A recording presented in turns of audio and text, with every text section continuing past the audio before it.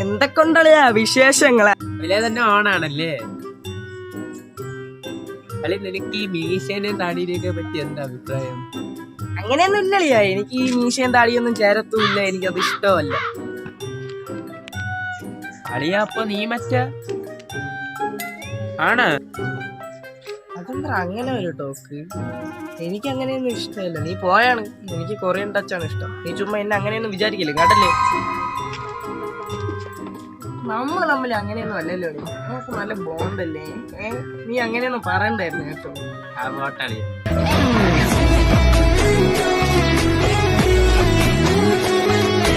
അളി, അതോ അതാണെന്റെ മാമ.